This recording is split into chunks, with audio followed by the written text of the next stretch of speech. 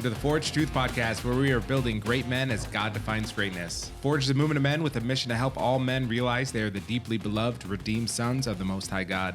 I'm your producer, Zach, and I'm here to discuss the issues that affect men the most with our two hosts, Dr. Pete Allenson, lifelong pastor and leader of Forge, and Jason Quinones, Bishop of Core Faith Church in Oviedo, Florida. Ben, welcome to the show. Hey, good to be here. Good to see you guys. Doing all right? We are doing good. Yes, good. It is good to be here. We are at Site B right now. Site B. Yes. Yeah. We're going to have a site. See, we're going to have our own formal podcast place eventually. Yeah. But we got the Forge artwork in the background. Yeah. So this is good. Oh, I think this should be Site C because this is Site Core C. Faith, and Brad's barn will be Site B.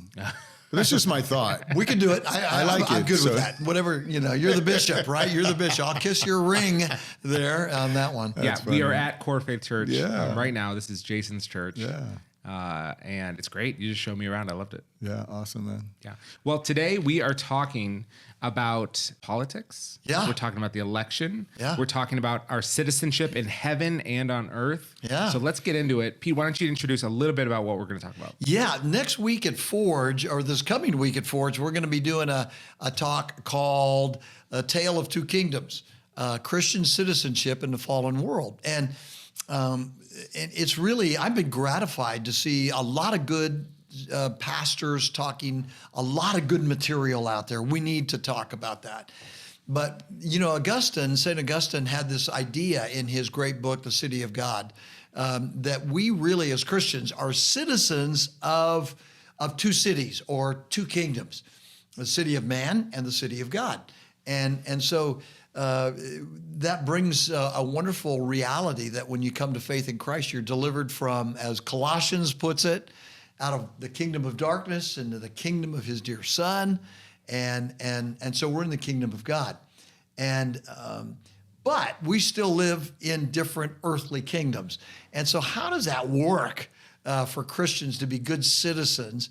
And distinctively, here we are in America, and this won't apply around the world. And so this really is, we're going to be talking about Christian citizenship in the fallen country of the United States of America and the issues here.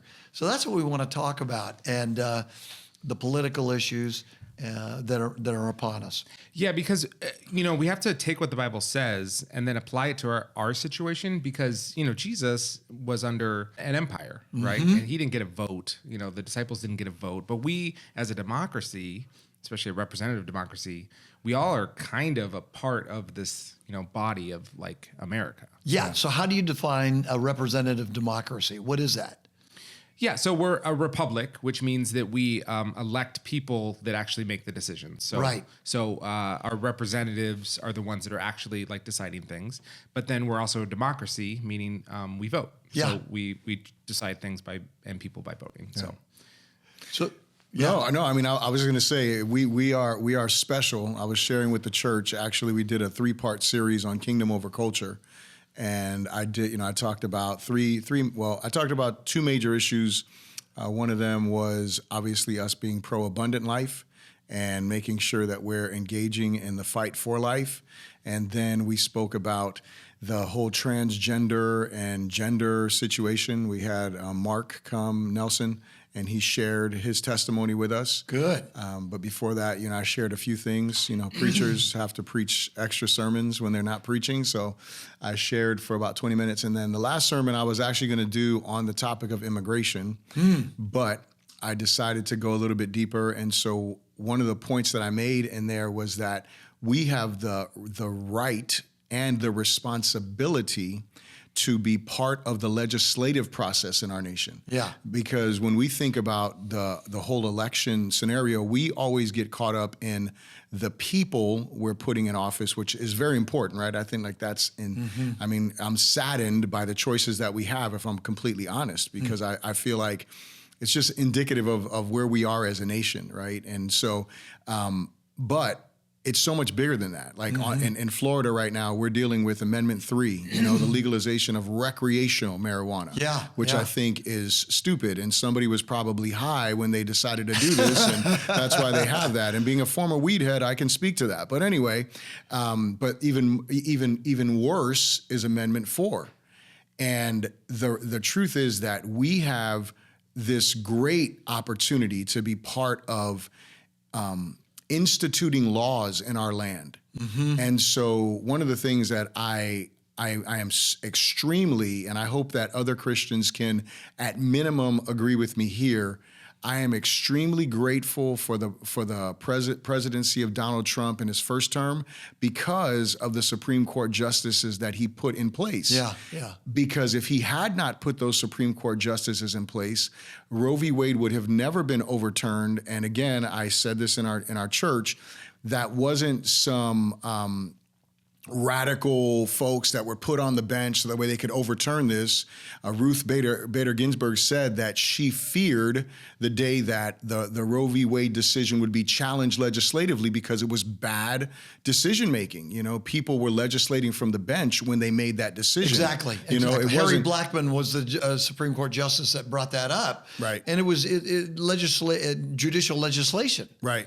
Yeah. Right. And so my point was, I'm grateful for that because now the states have the ability to actually make legislation that is based upon the people in that state and what their convictions are. Yeah. Abortion has not been outlawed in America. Right. Not at all. It's just been brought back from a federal level down to the state level. Right. Which I think is a good thing. Yes. Yes. 100%, because that gives us our voice back. That's right. In the fight for life. Right. That's right. And so, anyway, to just support what you're saying with the importance of, or the blessing that we have as Christians to be part of that process where, you know, nobody got to vote on, you know, what the taxes were in Rome. You know, nobody, know, you go to other countries, nobody's they're not able to vote on things. They're not able to help make decisions. So we are in a great position. And I think that Christians sadly have squandered it in many cases and have actually, in my opinion, voted in a way that has made things worse. Now, I want to talk about that, but what I want to do is just emphasize your emphasis. I want to second your second of what Zach said, and that we have to understand that big principle that as you read the New Testament on Christian citizenship, it's difficult because all the Bible was written in monarchical, dictatorial cultures. Yeah. And so we do live in a unique country that was founded on biblical principles, generally speaking, with the right to vote. Right. And so Christians who don't vote, I think really are letting down an essential part of the call. Who better to determine the moral structure of a culture than Christians? Yeah. Who have the Bible as the base. Right. And so that's why overall one of our big deals here is to encourage all Christians to vote. Yeah. One thing that I think is really cool about Paul, who wrote most of the New Testament, is he did share something with us in the fact that he was a citizen of Rome. Yeah. And that was kind of a rare, special thing back then. Not just everyone could be a citizen. That's right. You pretty much had to live in Rome, or in these certain situations where you're like a military kind of province kind of a thing. And Paul was one of that. And so he had special privileges that other people didn't have in Rome. And but yet even Paul was like, we have a citizenship in heaven that's even more important. That's right. So we're going to talk about that today for sure. Mm-hmm. But Pete, you were saying it's vital for Christians to go out and vote. Vital. Yeah. And Jason, you're saying, remember, when you go to the polling place, you're not just voting for people. There's also referendums. You're actually voting on policy as well. So both of those things are really important. Yeah. No doubt. There are over 90 million evangelicals that I have. These are the stats I have. 90 million evangelicals, 40 million do not vote, and 15 million are not even registered to vote. Yeah, that was the 2020. That was a 2020 statistic. Was it? Okay, so you backed that up. So that was that's really phenomenal. Yeah. Why do you think that's the case? Why is it half of them aren't voting? Boy. Well, here's what's heartbreaking, because we made an emphasis too here at Core Faith, and like I told everyone, Core Faith is not going to change the world politically. That's not going to happen. Right. We're not big enough, and even churches that have 10 times the platform we do, they're not going to change the United States politically either. But the sad thing is that it's estimated that 41 million are not going to vote in the 2024 election. Isn't that something? Is that more? Well, last in 2020 it was 40 million. Yeah. By And my then- math, that's more. Yes, it's more. Yes, and so I think what has happened is so many Christians have just thrown their hands up with this topic. Yeah. And so the last podcast that we did that we talked about politics, right? I said, I understand the Christian who, because of their conscience, they say that they can't bring themselves to vote for Donald Trump. And I'm like, I understand that conscience-wise, but I don't understand how you could vote the other way. Right. And in that same thing. So Yeah. I think what has happened is Christians are like, well, I have no choice. And I told our church, I said, listen, at minimum, get in there and vote for the amendments. If you can write somebody in if that's the case. I don't think that's the way to go. And, I have reasons for that. I'm not going to preach my whole sermon here now. You guys can go and check that out. I want to talk about that. Why not? Say it. Right. Why not write somebody in? If you don't like Kamala Harris or you don't like Donald Trump, why not? Well, in my opinion, and I'll quote Gary Hamrick in this, who I listened to his sermon, powerful, his election sermon. I think we have to look at policies and think about which candidate and which party, because that candidate is representing a party, which platform is going to most align with and help bring about the policies that I would agree with from a biblical standpoint. Yeah. And so if you write somebody in, then to me it's just a vote. It's a non-vote because you're not aligning with either party, right, or platform. Right. So I don't think that it's a wise way to go. All right, let me say this at that point on this one, and then Zach, you weigh in on this. But I want to say, let's cut to the chase. Yeah. The simple reality is, just because you write in somebody, this is my opinion. Yeah. You say, I'm going to write in, I'm going to exercise my vote. I'm not going to not vote. Yeah. But I'm going to exercise it the way I want. Okay, that's good at one level, but it's essentially foolish, Right. because we only have two candidates that will be standing for president. Right. And while you get to exercise your vote, it's a wasted vote. Right. Bottom line, it's a wasted vote. And because there's only one or the other is going to make it, because that's just the way our system is set up. Right. It's a two-party system, Right. and there are two candidates that emerge. Right. And so can we talk as men to men, Yeah. voting for somebody else? It's just a squandered vote. Right. Have you guys ever voted third party? Never voted third party. No. Never. Have you? My first election, I did. Yeah. You know, there's a guy that said once, who was it? It was Winston Churchill, actually. He said, in your 20s, if you're not a liberal, you have no heart.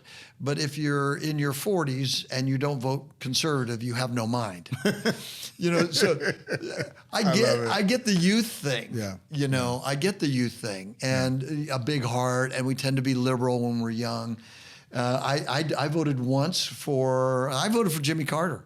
And that was the last time I voted for that party. Now, what went behind that decision? Because I can kind of guess why you voted for Jimmy Carter, but talk about it because it might be relevant for this election. I voted for Jimmy Carter because he was an evangelical Christian. And I thought, therefore, his policies would reflect Bible teaching. And they did not. They reflected Democratic thinking, even in Democratic thinking of the time, which was way more conservative than Democratic thinking of today. Yeah.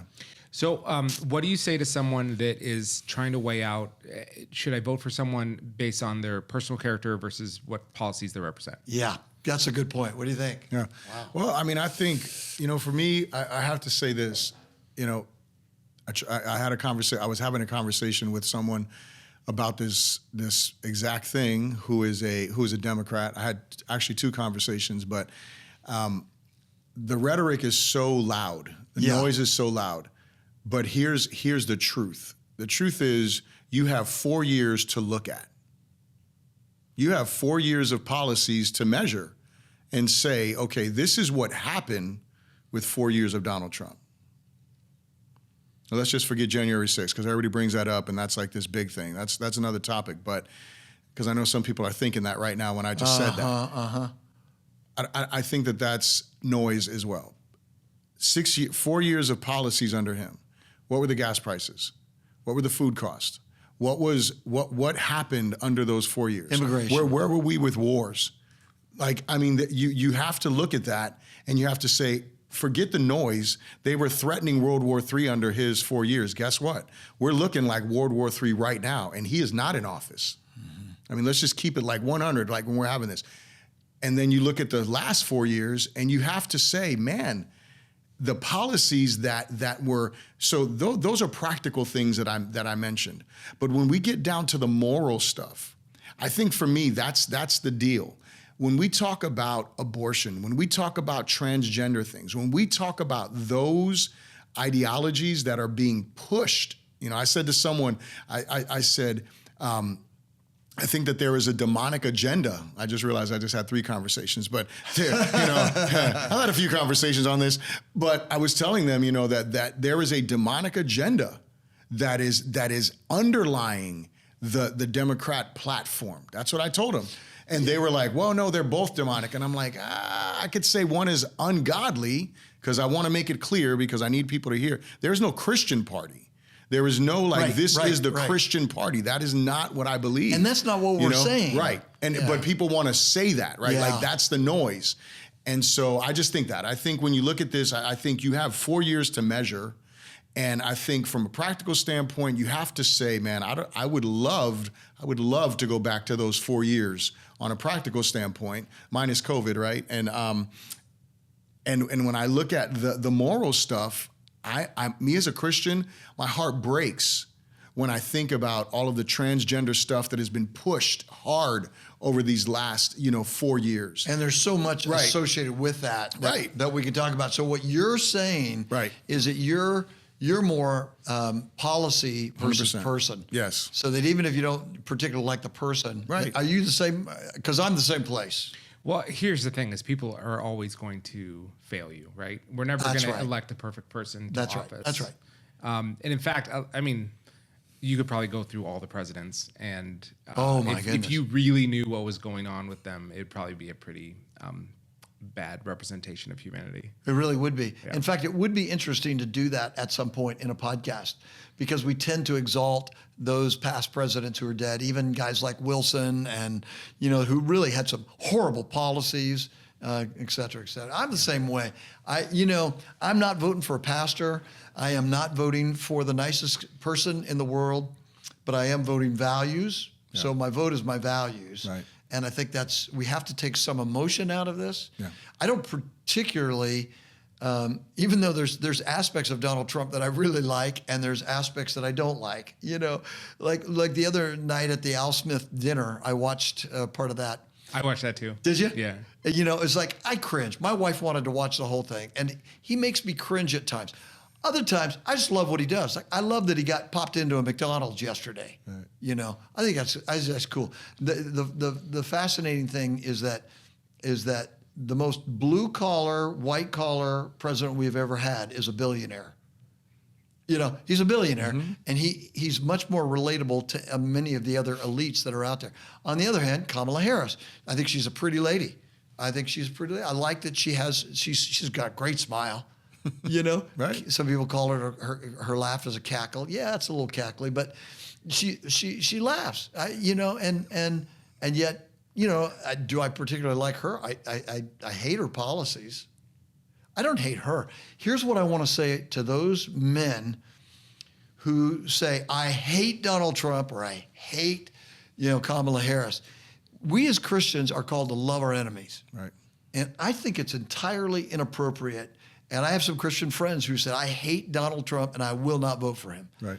And I think in your priorities, character-wise, are wrong. And we're not supposed to hate those guys. Right. We're to love our enemies.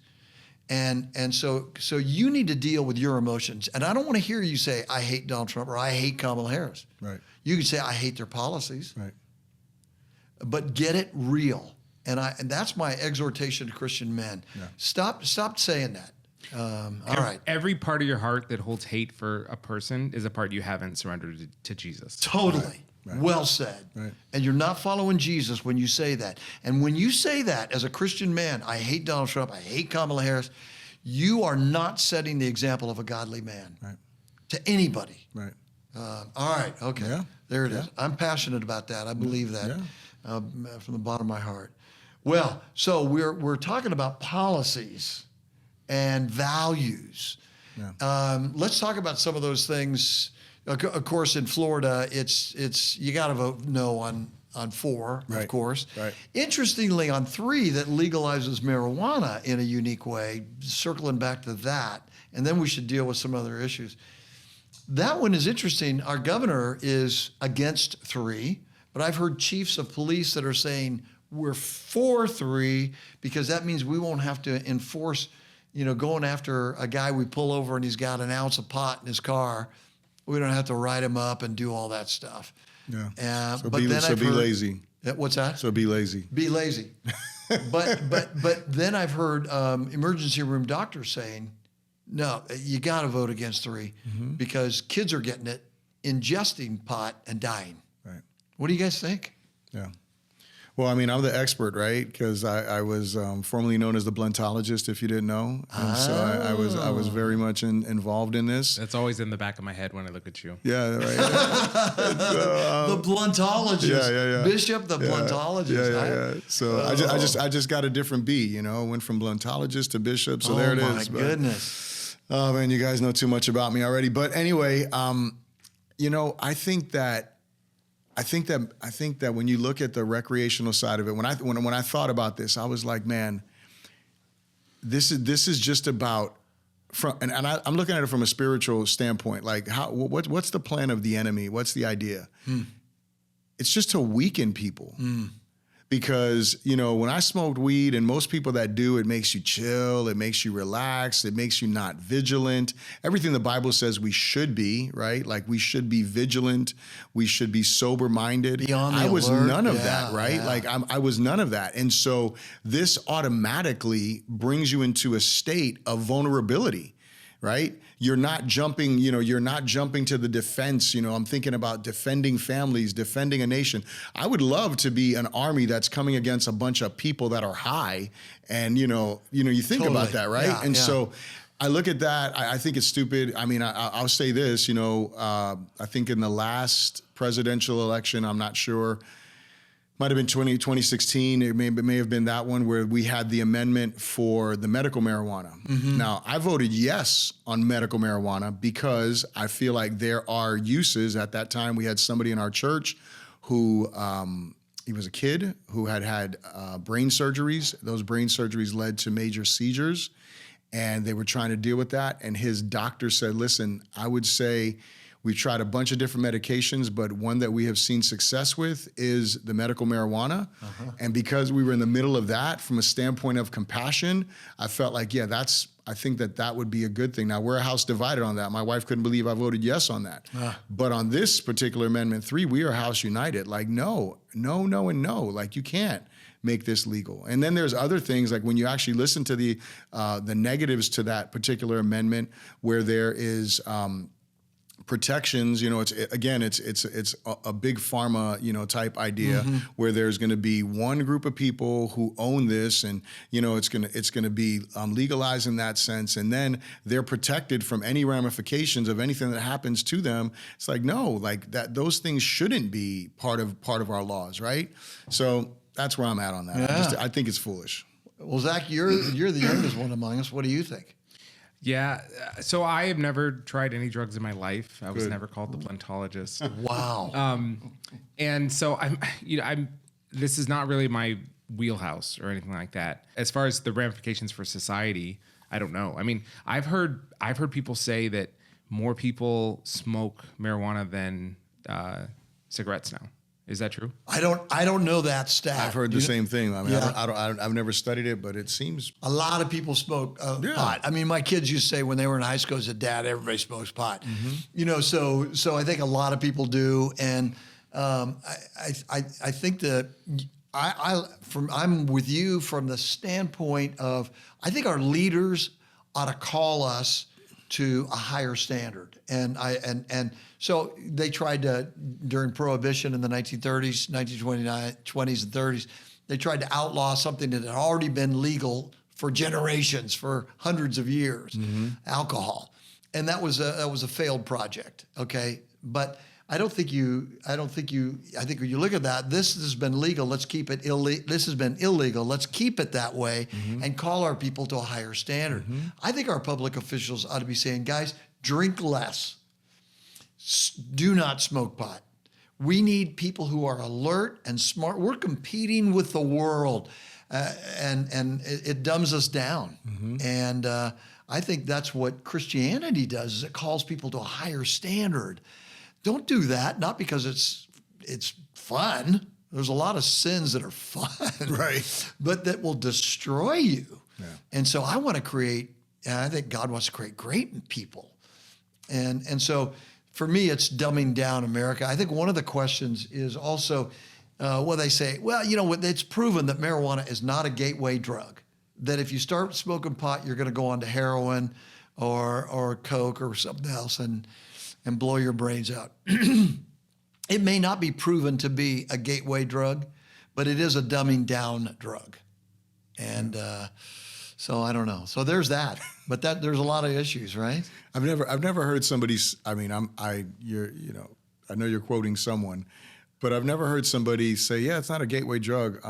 Yeah, it is. Like, most people start there. That's right. Most people do. I've heard a lot Most people start there. Police say it is. Yeah, I mean, it's common sense. But a lot of people are saying, no, it's proven it's not a gateway drug.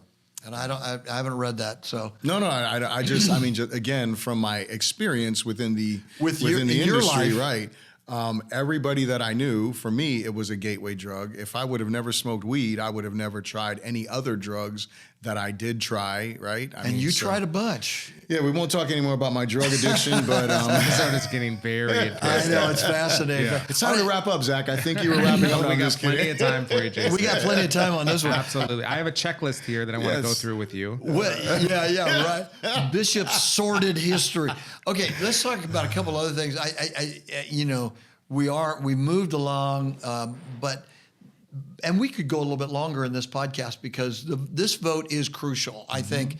I want to go back to one of the points you made, and that is, we are really talking about a party vote here, and that even though there is no Christian party, there is a party that has as a part of its platform many policies that, as a Christian, I just simply could never support. Right. And so it really comes down to party. No candidate, either one of the candidates are perfect. Right. Neither one of the candidates, as far as I know, is a Christian. Right. One of the candidates I know is not as opposed to Christianity as the other one is. And one seems to be very opposed to Christianity. But, the policies, I mean, could I ever vote for a party that says, yeah, let's allow teachers and government to have more power over my children than the parents? No. I could never vote for that. No. I could never abdicate that. No. Let's go ahead and reassign and encourage kids to reassign their gender. Let's give them drugs to do that. Who in their right mind as a Christian could ever support that? Right. So, or abortion on demand at any stage. I mean, we're all shaking our heads around this table. Right. So in one sense, from a party standpoint, a Christian really only has one choice. So let me throw it out to you. What do you say to the Christian who says, my family has always voted Democratic?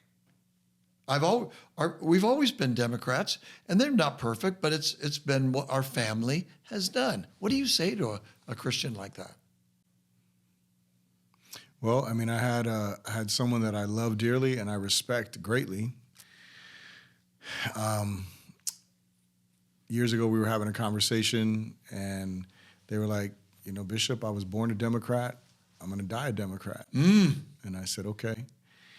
And we recently were having a conversation after I preached the last sermon, and they were like, well, I won't be coming back to church until after the election. And I was like, but I'm done preaching on that. That was the end of the series. And they were like, oh, okay. And I was like, yep. And in that conversation, what they said to me was, I'm going to vote no on 4, but I'm not going to vote for Barabbas. That was their words. For Barabbas. Barabbas. I took that as a win. Yeah, at least you got him to Right. vote no on 4. As we continued in the conversation, they told me that if I repeated the next thing, I can't repeat it because they would slice my throat, and because this is public, I can't say it. However, but they said something to me, and I said to them, I said, you're a dino. You're a Democrat in name only, because all of your values are over here, and based on what they told me, I know that that's how they vote. I've never heard that before. I just use it because you have rhinos, Republicans in name only. So I just took it there. You're a dino, a Democrat in name only. But my point is, what would I say to somebody who is, diehard Democrat? Well, I told you about the second conversation that I was having with someone who's a diehard Democrat. And I think we as Christians, we have to be patient in our conversations. And because in that conversation, in the second conversation, when I began to point out policies, I said, do you think that it's okay to abort a child up to the 7th month? I said, because Kamala Harris was asked if she wanted to reinstate the sanctions that are with Roe v. Wade. And she said, yes, everything that is in Roe v. Wade. And the journalist that was asking her the question said, okay, well, under the protections of Roe v. Wade, a child could be aborted up to the 7th month. And she was like, yes, no question. And the person who is a Democrat, anti-Trump, all that stuff, was like, no, that's wrong. And I'm like, yeah, I know that's wrong. I'm like, but you're saying you're going to vote for that. That's right. Right. And a lot of Christians don't know what they're voting for. And then we talked about the transgender thing. So for me, I think we as Christians have to tone it down in conversations with people and just remove the emotion. Don't match the energy of the emotion that is out there right now, with all this hatred. Yeah. But we need to dial it down and just say, hey, let's get the emotion out of the way. Let's just talk about policy. And if you say you're a Christian, then, hey, these are some things. And what I saw, and this is in 2 conversations that I'm telling you about, is I saw, one, a person who was already enlightened, who was already voting conservative values, and another person who is a younger believer who has never had this conversation. Yeah, that's right. They've never had those. They've never been probed. They've never been presented with facts. And so I'm not saying that they're going to change their vote. But what I'm saying is we have to be patient, because that's part of. I think you're totally right, and we're fired up here, and I'm fired up today. Of course. But absolutely, when I'm interacting with people one-on-one, we dial it back and we give the facts. There's a lot of noise out there. Yeah. And so it's hard to get down to the facts, right? Because you hear a lot of things, especially culturally, that confuse the issue for a lot of people. No, but you're right. There's a lot of noise out there, and we seriously have to dial it back and interact. And a lot of Christians aren't willing to really talk about these things. So my brothers and sisters who don't want to vote or don't vote because I think some of them are afraid of making a decision. And I think of one man who I know a lot, love him, and he hasn't voted in the last election, and he may not vote in this one. Let me ask you this, because I think this is a central thing. So many people say they hate Donald Trump. Your friend called him Barabbas. What is so evil about Donald Trump? Well, you don't know that he's a racist. He's a bigot. You don't know those things? So that's what they're saying. Of course, no, there are no facts that back that up. He's a racist. He's a bigot. He's got 37 felony charges against him.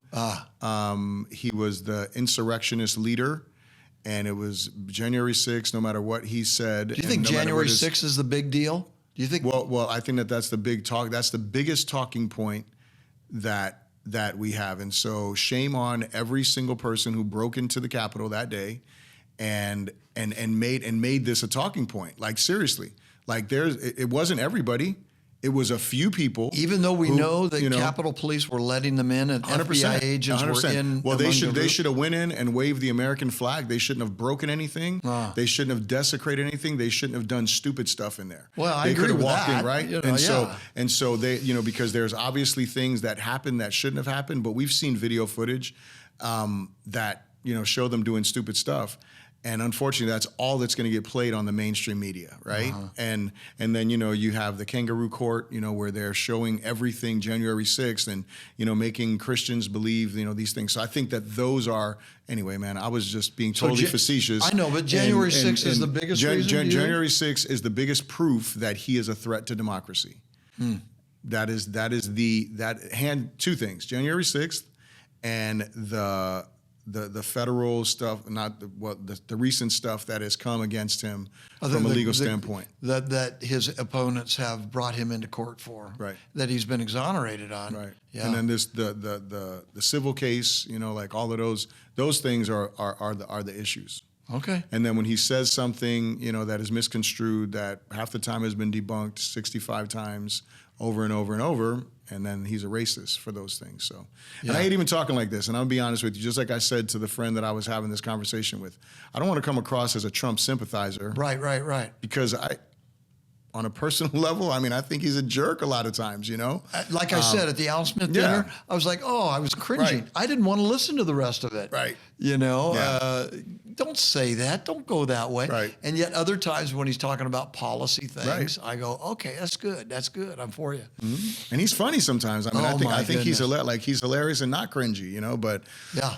But anyway, that dinner is always like that, though. They It always is have always jokes. like that. Yeah, pretty hard jokes on that. I thought it was good. There were a couple that I would like to repeat here that I can't, but we're good.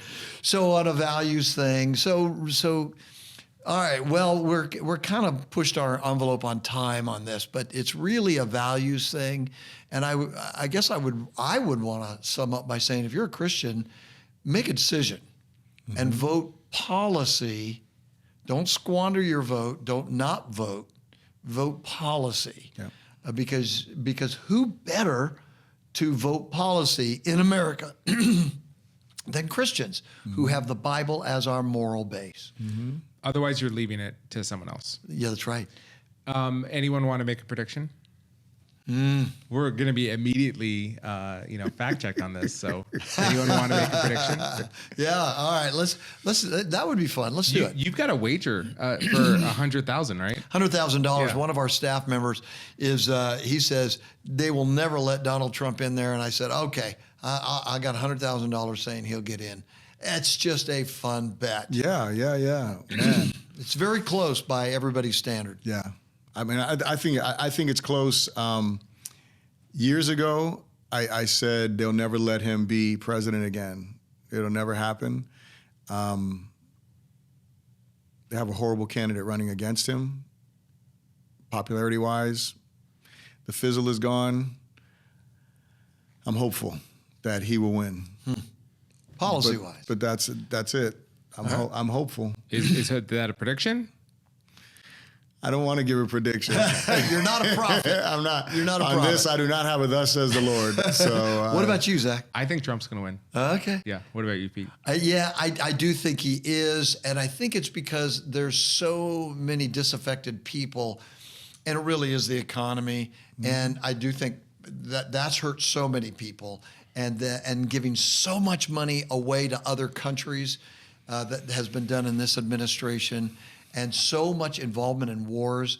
Americans do not understand how expensive wars are. I think he is absolutely right, that Trump is absolutely right, that we have got to have less wars.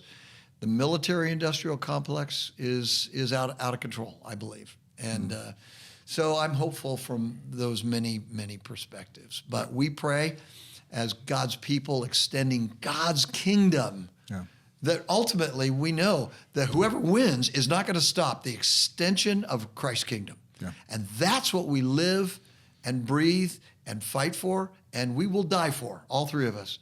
We will die to extend Christ's kingdom. And so that's where our hope is based. Yeah. That's where we're going to end it today. I want to thank everyone for listening to this episode of the Forge Truth Podcast. If you have any questions or comments on what we talked about today, you can email us at forge@forgetruth.com. And if you're interested in learning more about the Forge movement, you can check out our website at forgetruth.com. Thanks for listening today. And Jason, you're going to lay down a challenge for our men today. Well, guys, I'm going to quote my friend Sean Lattimore when we were having a conversation about voting. He's a black man, and he said, "Too many of us swung on trees for us not to vote." Get out there and vote, guys.